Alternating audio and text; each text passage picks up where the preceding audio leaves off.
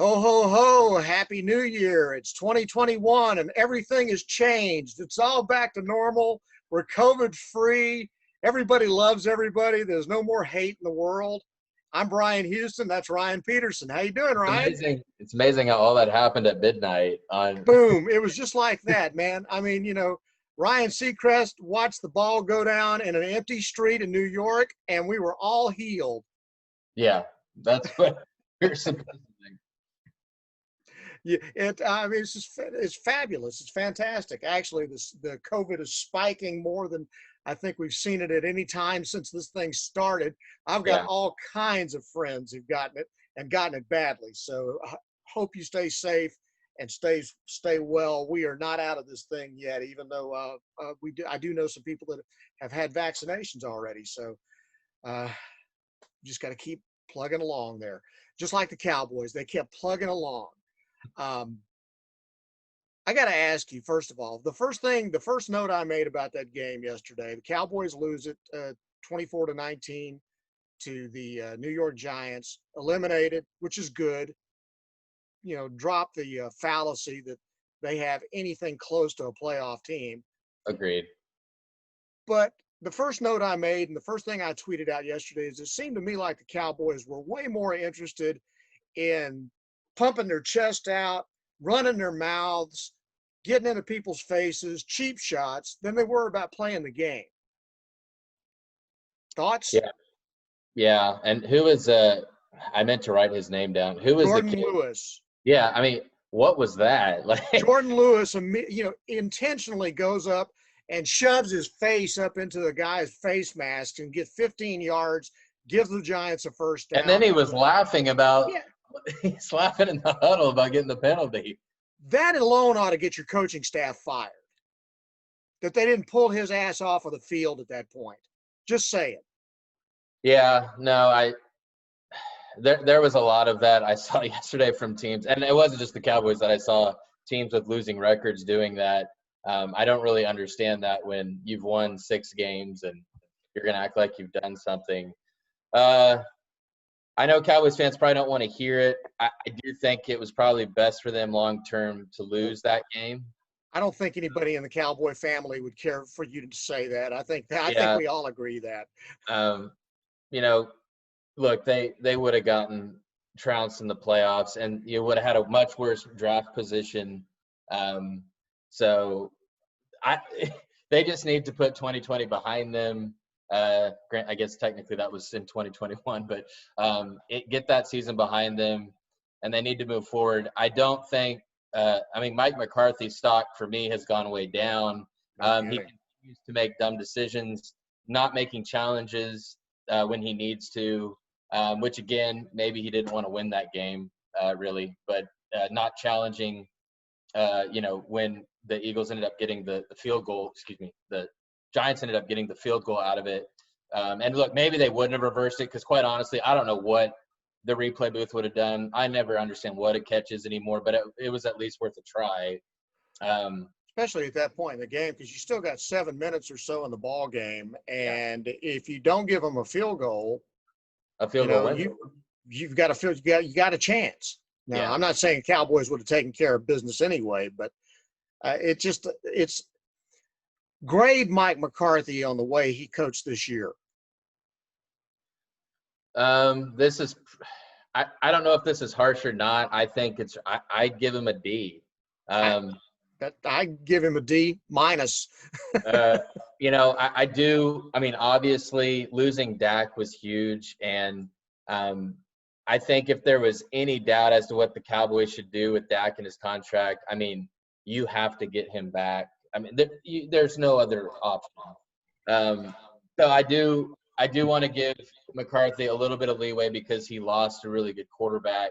But all that being said, we've talked about it throughout the season. Decisions he would make, he coaches like I play Madden on a video game. Like there's no repercussions for anything. You can make a bad decision and it doesn't matter. Not challenging when he needs to challenge. His players having no discipline, and all that comes from culture. And they had to get Garrett out of there, and it was like, was it any? I don't think it was any better than when Jason was there. So I give him a D. We'll see now. Again, and you've heard this as an excuse for a lot of teams with new coaches, new players, that you didn't have a normal off season, you didn't have the OTAs and all that. So if he has maybe a more normal off season, another draft and a training camp and get Dak back. And look, Brian, the thing is, as bad as the Cowboys were, that division stinks.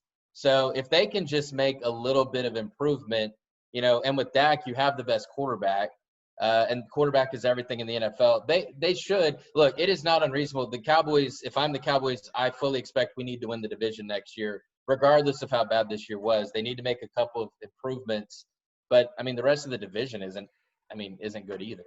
Here's the difference between the Cowboys and a real football organization. And I'm gonna use the poorest excuse for a real football organization historically that you can make. The Washington football team, Dwayne Haskins, shows a level of immaturity and tone deafness that boggles the mind. And he's a first-round draft pick from last year. Yeah, just last year. Okay. And they cut him. They cut him immediately. No even second thoughts about cap hit or anything. Ron Rivera said, dude, you are not what I want on this football team. You're gone. And I respect that so much. And then you look at Jalen Smith, who celebrates like he's made every tackle in the ball game after every play, when he may be the worst player on their defense right now. And that, boy, imagine saying that, okay? The culture on that football team, first of all, is still typical Jerry Jones. Stars, give them all the benefit of the doubt, pat them on the head, encourage them, instead of cutting somebody, doing the Jimmy Johnson thing, sending somebody to the asthma field. That's got to change. First of all, okay? Because that team showed no fight and no urgency yesterday. Andy Dalton played his worst game at the biggest moment. I'm not blaming Dalton for this, but that team just did not. I mean, they were getting crushed on defense by a terrible offensive team, a team that had scored, 7 touchdowns in 50 possessions? No, I think I saw a tweet earlier, because the Giants, the only 2 games that their offense did anything this year was the 2 games against the Cowboys. I mean, they were so bad. So Nolan should be fired like yesterday. He should have not even been allowed to get back on the plane. Yeah, and I'm sure he will be. But there shouldn't have even been any. He should have been fired at halftime. Just be done with it. You want the evaluation stuff. And I get McCarthy and Nolan go way back. Nolan hired McCarthy on his staff when he was a head coach, and I understand the sensitivity of the thing, but that football team has got some serious issues that have been going on now for 25 years. This is not just a Mike McCarthy thing. The roster is a disaster. You look at their defense right now, I don't know what they want to do. But the entire secondary, except for Diggs, I'd say, and maybe Donovan Wilson, I'd say, you got to go. You're gone, all of you. Linebackers, Sean Lee needs to retire. I'd be fine if they moved on from Jalen Smith. He has shown nothing this year. Defensive middle, horrible. Safeties, horrible. I mean, they've got to completely rebuild that defense and decide what they want to do with it. And then when you watch it, what was Leonard Marshall? Or Mitchell? Leonard Mitchell yesterday, defensive end for the Giants, just creating all kinds of chaos in the pass rush. And I'm thinking about that and looking at DeMarcus Lawrence and going, why are we not seeing this from you every week? Just my thoughts. Yeah, I think the little winning streak that they had went on, and they actually even forced some more yesterday, but I think it was kind of fool's gold. They were getting some turnovers, and it was making them look like they were kind of making a move. But the reality is they were doing it against bad teams. And backup quarterbacks, second and third string quarterbacks. Yeah, and even against the Giants would have won that game comfortably if not for a couple turnovers that were their own fault. I mean, the Gallman, he just dropped the ball. I mean, he never got it to him. And then the interception that really kind of turned the momentum of the game. Evan Ingram, another guy that has not lived up to the hype, but it goes right through his hands. So Cowboys caught a couple breaks there, and that kept them in the game. But, yeah, they need to – and you are right. The roster has so many issues, and it's not as simple as just getting Dak back. And if they think it is, then they're in for another tough season. But, again, in that division, they're going to have the best quarterback in Dak. And, look, quarterback's the most important position. But they've got to get some talent on the defensive side of the football. And, probably – and I do think the offensive line was better later in the year, but they probably need to be looking at getting some more talent, replenishing the offensive line. Because do we really know, is Tyron Smith, as great as he's been, are they going to be able to count on him next year? I mean, the injuries are piling up. You wonder how much longer he even wants to put up with it, put his body through it. So they'll have to make some tough decisions. No doubt. It's a lost year, and I'm kind of glad it's over because they would have gotten destroyed by Tampa Bay in the first round. Can you imagine what Tom Brady would have done against that secondary? Yeah, that's at least I guess Washington. Tampa should beat Washington, but Washington at least to me will have a puncher's chance in that their defense is good, their front seven's good. They are really good. Pressure on Brady, but yeah, the Cowboys. I mean, they wouldn't have been able to put any pressure on them. No. So the NFC playoffs, the NFL playoffs, the Chiefs top seed in the AFC, Green Bay passed the Saints, I think largely because Drew Brees was hurt a lot of the season to get that first round bye in the NFC. So the first round, AFC wildcard round, has the Colts at the Bills on Saturday. Pick it. Bills. Oh, no doubt. I love the Bills. I think the Bills are the only team in the AFC that has a shot to beat Kansas City. Now, I would still pick Kansas City. Yeah. But if there's one team – because Josh Allen – the Chiefs beat the Bills earlier this year, but at that point, Allen is playing out of his mind right now. And the Bills defense, they changed some things up, and they're playing much better than they were at that time too. And the Chiefs have had some nail-biters lately. They rested their guys yesterday when they lost to the Chargers, but they didn't play any starters really. So, yeah, definitely the Bills over the Colts. Ravens at Titans. I agree with you about the Bills. Ravens at Titans. This is the hardest one for me to call. I guess I don't have very much confidence in it. I guess I'll pick the Ravens, but I really don't have much confidence in that pick. I'm going with the Titans because I like 2,000-yard rushers who are just beasts that weren't drafted in the first round, and I've not seen anybody be able to stop Derrick Henry. My problem with Tennessee is if you do stop him, there have been a couple games this year that he has been slowed down. It's not even about the yards, it's about the yards per carry. And if you slow him down, the Ravens defense has been really good. Their secondary has been good. I don't know that Tannehill can beat them. And then their offense is so weird. The Ravens are going to want revenge because the Titans knocked them out last year, shocked everybody. But again, to me, that's a coin flip. That's the one game I really don't have a good feeling about. And then you've got the Browns at the Steelers. The Steelers look like world beaters, and then they hit, a 4-game losing streak. And they look real normal right now. And, the Browns, if they have everybody healthy and COVID-free, they're a pretty good-looking football team. That's a good matchup. Yeah, I'd pick the Steelers because without Roethlisberger yesterday, the Steelers almost won that game in Cleveland. The Browns are only – Baker Mayfield, to me, is more fool's gold. He's only good if everything is on track, if the running game is going. If it's not – He can't beat you himself. The Steelers have a good defense. So I'm not the Steelers are obviously not playing to the level they were, but I think they're good enough to beat Cleveland. Okay. NFC wildcard round. Again, Green Bay has the bye. So on Saturday, you got Rams at the Seahawks.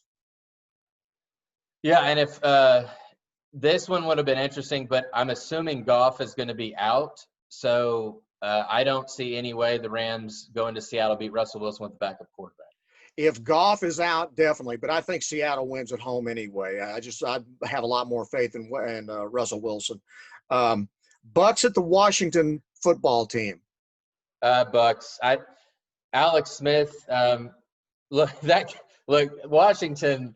if the Eagles had played Hurts, I don't even know if Washington would have won yesterday. I do feel good for Alex Smith and for Ron Rivera. I'm happy for them that they got to have some kind of excitement and joy this season, but I think it will end next week. And by the way, how much does Doug Peterson hate the New York Giants and their coaching staff that he pulled Jalen Hurts in the fourth quarter of a close ball game with a playoff berth on the line for two other teams? Yeah, and the excuse is is so ridiculous that he needed to get Sudfeld in the game. He's horrible. Why wouldn't you want, if Hurts is possibly going to be your guy going forward, why wouldn't you want to get him the reps over an awful backup that is going to be a free agent anyways? That made no sense. That is called protecting your draft pick, because they need offensive linemen terribly for next year. I'm going to go with the Bucs as well. Although I do like the way Washington plays. I think Ron Rivera has been a godsend for that franchise. And their front seven on defense is good. Absolutely. Bears at the Saints on Sunday. Saints. Now, in terms of how far I think the Saints can go, depends on, the bombshell and why it's going to maybe hurt not having the bye is Kamara has COVID. And so when will he be able to come back? Because to me, the Saints cannot get to the Super Bowl if they do not have him. So if he can come back, even without him, I would pick them at home against the Bears. But the Bears have a good defense. And with Drew and Kamara both healthy, I think the Saints can beat anybody. But if they're not going to have both of those guys, I think it hinders Drew not having Kamara. So it'll be interesting to see. I'll still take the Saints. But in terms of big picture, I don't think they can go any much further unless Kamara's back.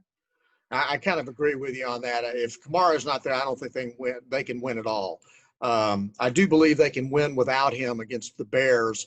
Although Trubisky's playing pretty well right now. Yeah, he turned it around. And he may have saved his job. They may have to re-sign him next year because look, they were scoring points. And yesterday, Rodgers lit him up. So Rodgers had an amazing year, but he's doing that to everybody. Rodgers has amazing years every year. He's ridiculous. All right, college football. The Texas Longhorns chopped Tom Herman's head off on Saturday. That came out of nowhere. After we were told he was definitely coming back, and all the recruits on signing day were told he was going to be back. A week before signing day, they said, Del Conte came out with a real strong Tom Herman's our head coach. That was about as tepid an endorsement after they openly flirted with Urban Meyer.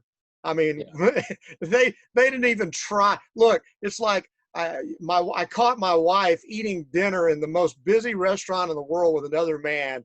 They didn't even try to hide it. Okay. And then when, of course, Urban does this, he wants to get his name in the papers, and then he pulls out. He just loves the drama. Urban loves Urban. Okay. So number one, Texas fans, despite what you think, be glad you didn't get Urban Meyer. Okay. First of all, because I don't think he would have gotten the job done for you, because I think Urban would have bailed. Urban might have gotten the job done for you, but everywhere Urban's gone, he's left under very strange circumstances. You notice that? People don't ever talk about that part of it. They always talk about, hey, what a great coach he is, but he's always left under some kind of shroud of some icky controversy. So I don't trust the guy as far as I can throw him. Quite honestly, I didn't know how you could possibly keep Tom Herman after doing what you did so publicly with Urban Meyer, and then him turning them down. And now Tom Herman was the Gus Malzahn of the Longhorn program.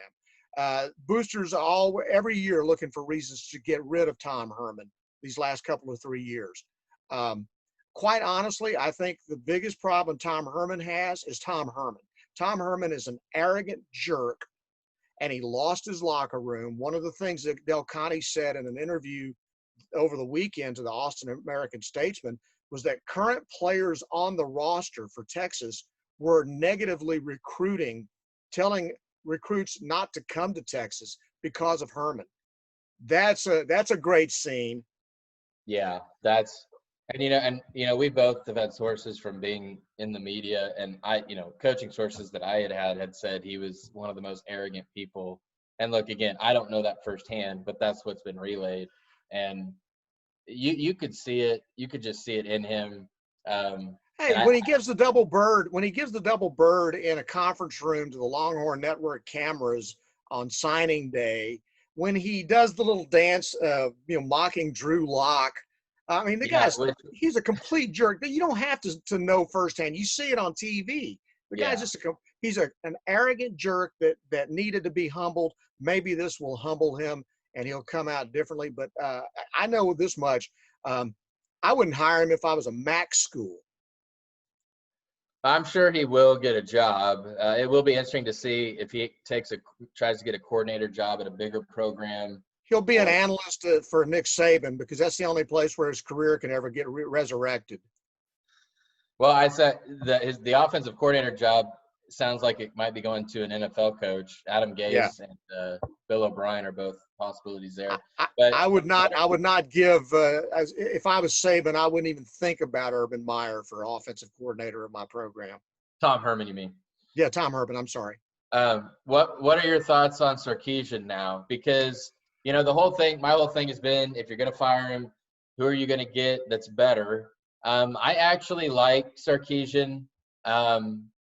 Obviously, things ended very poorly at USC. He had some personal issues.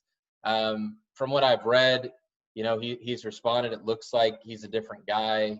Obviously, working under Nick Saban, that's never a bad thing. But do you think things are going to be any different? Because, look, Tom Herman was the hot name that everyone thought was a great hire not that long ago. I don't think Sark is the issue. I already have seen Twitter blowing up with Longhorn fans griping about the hire. That, as long as that kind of stuff keeps happening, and as long as you know that the people who are yelling the loudest are the guys with the big wallets, nothing's going to change at Texas. They'll go through a coach every 3 years. Okay.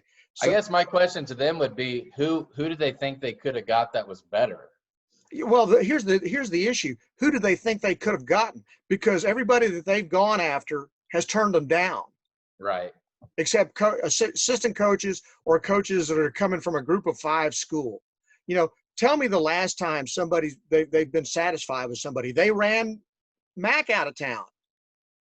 Okay, so there is a culture problem that is systemic all the way through the alumni base, the board of trustees. The AD did not make that call Saturday. I'm just going to let you know that. The AD was told to fire Herman. I truly believe that in my heart. Have no evidence of it, but I truly believe that Del Conte was told, you got to fire. And that's how things work at Texas. Okay. Now, Sark, I think, is an excellent coach. I think that he did, and he deserves all the credit for turning his life around, because he lost the job at USC because of alcoholism, and then managed to, get back on track and do the things. And by all accounts from Alabama, he has been, just exemplary. He's Lane Kiffin without the Twitter account. Right. Yeah. He's really a good offensive coach, a good play caller. Have you ever noticed that Alabama's not had a problem finding good quarterbacks and developing them over the last few years? And that's one thing that Texas has had a real hard time doing, is finding quarterbacks. Sam Ehlinger was a good quarterback, but he really was no better in his senior year than he was in his freshman year. And Sam has, by the way, announced that he is moving on instead of coming back for a 10th year. Well, because that's the only guy he could have played for, because he wasn't getting better. And so I hope he enjoys his life as a tight end in the pros, because he's not going to play quarterback in the NFL. Great guy, great captain, great leader. Texas fans will love him forever for what he did for them and for the way he loved them. But he was a very average quarterback, very average quarterback. I think Sark is an upgrade over Herman, if for no other reason than that Sark is actually a good guy. Sark is actually a likable person.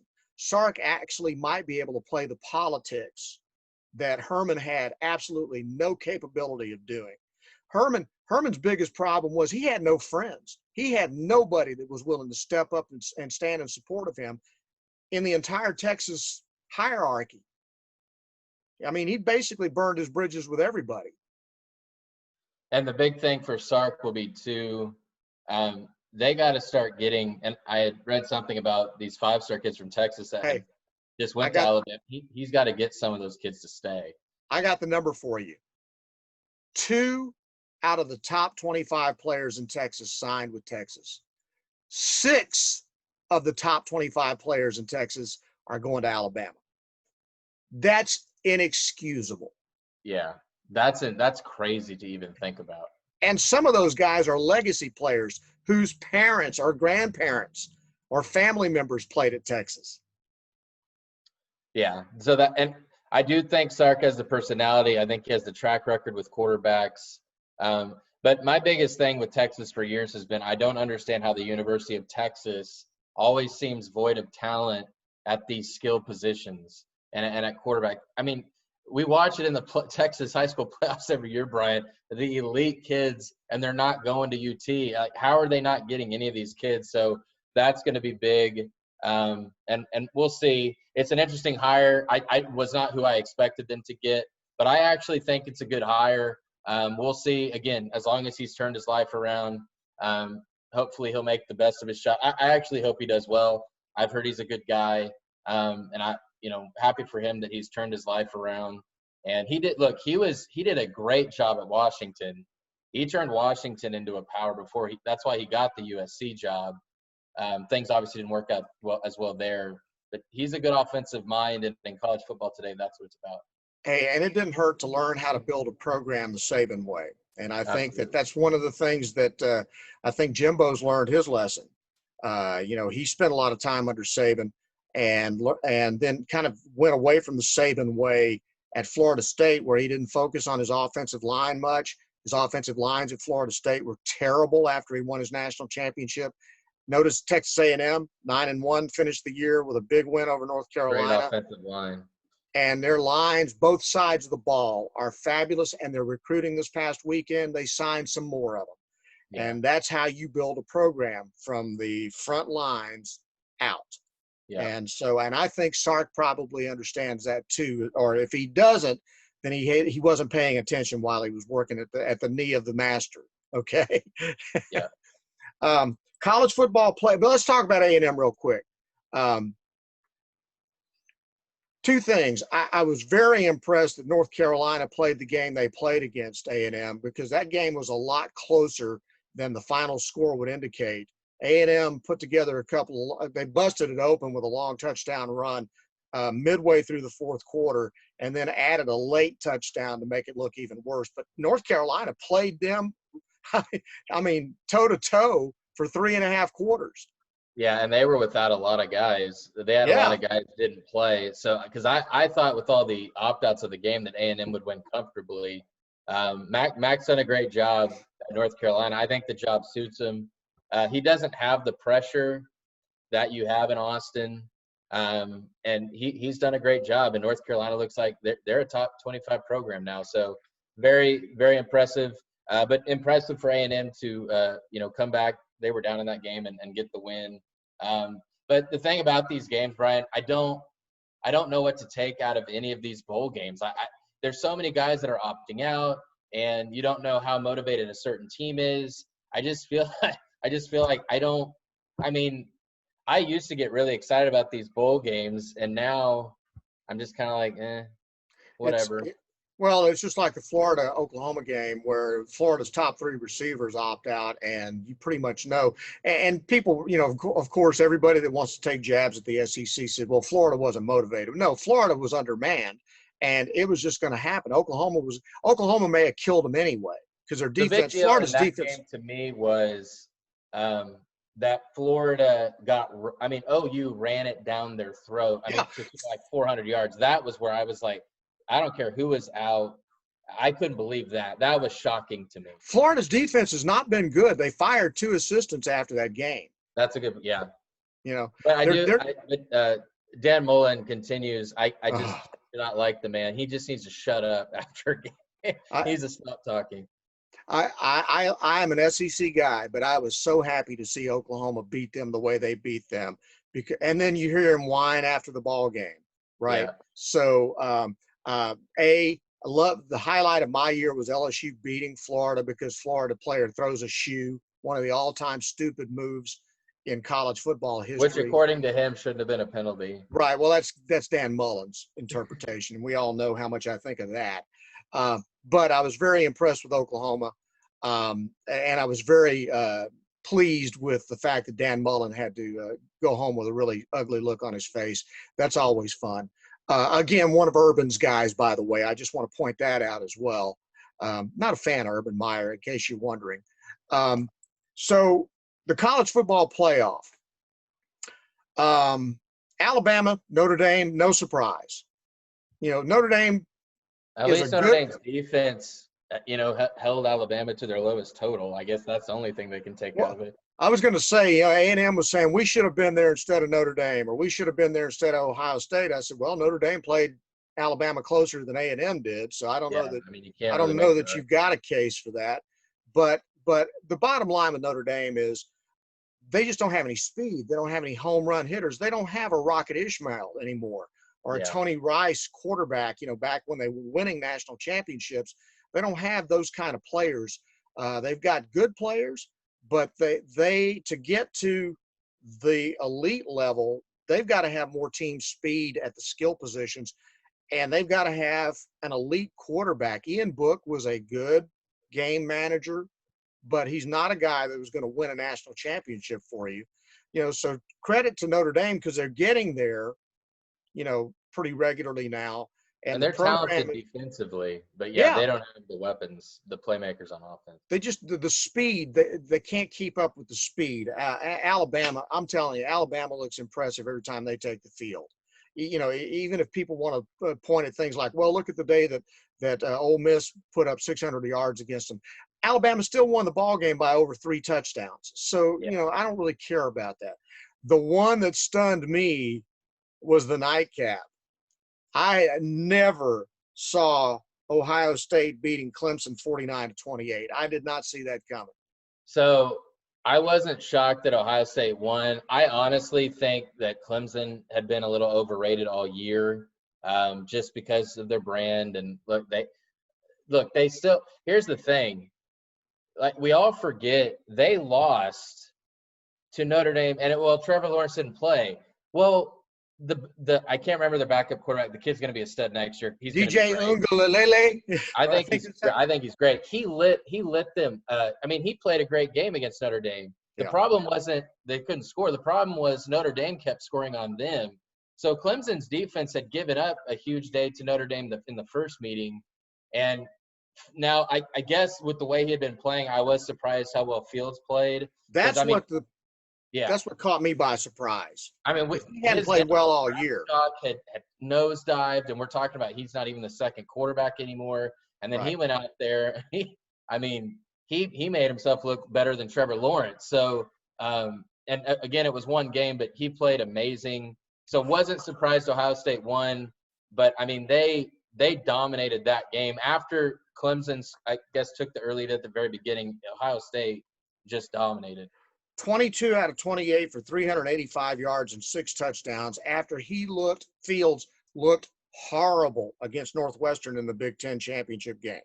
He hadn't But we're played also that. seeing Northwestern's defense might have been better than we gave him credit for too. That's true, but Fields had not played as well all year long. Yeah, He really had not.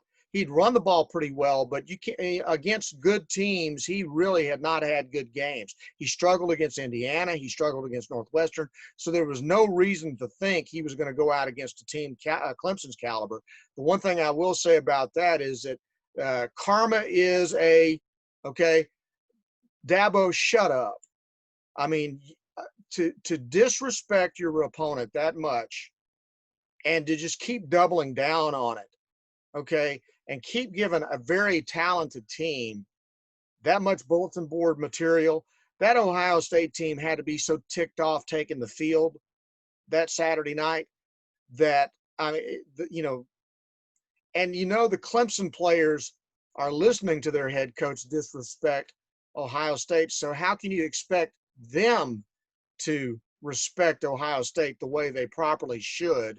Yeah. Okay. So the blowout just blows my mind. The question now is, that was that just a one-off? Is Fields going to revert back to what he truly has been all year long when they play Alabama, or are they really, they're rounding into midseason form? Well, You know, and they Brian, played that was the 7 games. like, I think we have to remember we haven't even really been able to see Fields play that much this year anyways. I mean, they've played half a season. So maybe that's a part of it too. Obviously Bama's going to be the heavy favorite, but Bama's weakness is their defense. If Fields can play, and his touch on the deep ball was so good.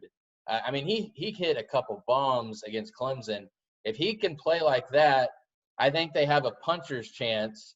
But to beat Alabama, and you had mentioned like when Ole Miss put 600 yards on them, they still lost. You have to score at least 50 to beat Yeah. Bama. I mean, they have to score. If Well, I'm Ohio State, we have to score at least 50 to even have a chance to win, and that doesn't even guarantee it because that offense is playing at such a high level. biggest difference between Alabama and Clemson as far as Ohio State is concerned, number one, Alabama's offensive line is fantastic, and Najee Harris is a beast. Oh And my you gosh, he's so ridiculous. so you know they're going to be able to run the ball on Ohio State. And if they are able to run the ball on the Ohio State, that means that Dante is going to go nuts. He's Yeah. going to get deep. Play action is going to work. You know, Mac Jones is going to be able to. I don't see Ohio State being able to stop. They had a hard time stopping a really good Indiana offense. To me, the only way Ohio State can win, they have to score 50. In other words, they pretty much, you cannot punt. Like I just it sounds like, well, that's crazy. You really can't give up a possession. You can't go empty on a possession. And then on defense, you're not going to stop them, but you have to luck into some turnovers. Like I really feel like if you can get some sort of freak fumble, a pass tipped and intercepted, you need to be like +2, +3 in the turnover margin and get 50. Maybe you win, but that's not even a guarantee because that offense they are so loaded at every level. It's just a tough matchup for anybody. But I do think Fields is talented enough. If he plays the way he did against Clemson, they have a chance. But again, they're going to have some things go their way.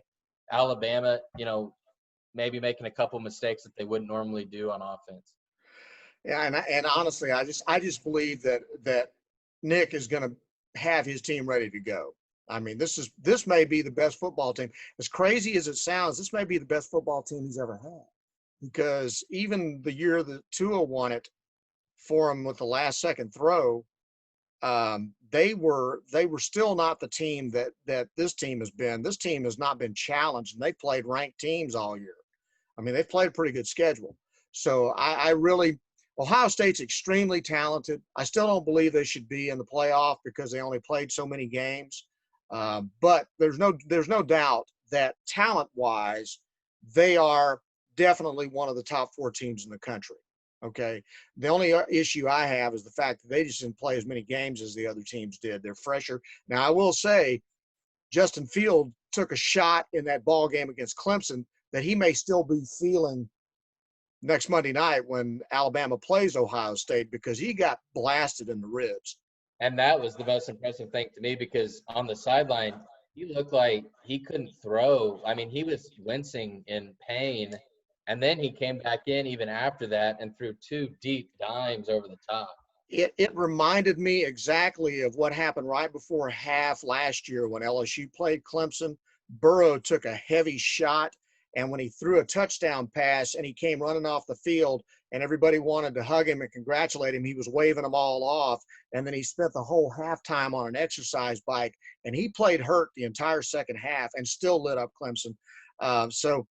But Fields showed that same level of toughness. Yeah. And so I was very impressed by that. That was really impressive performance by Justin Fields. So I guess we both agree then, though, we think that Alabama will win. Do you think it's a close game? Do you think it's a blowout?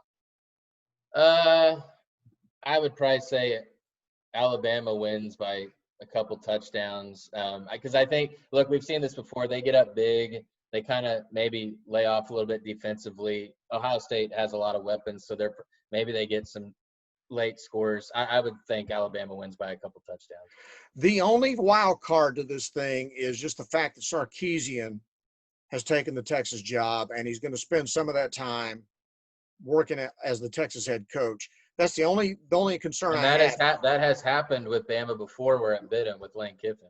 But that's where I think the difference between Lane Kiffin and Sark is that Sark is a lot more professional than Lane Kiffin was in that circumstance at the time, and it showed because they played so poorly in the semifinals that Saban said, "We're good. You just go on and be a head coach someplace else." That's how bad it was.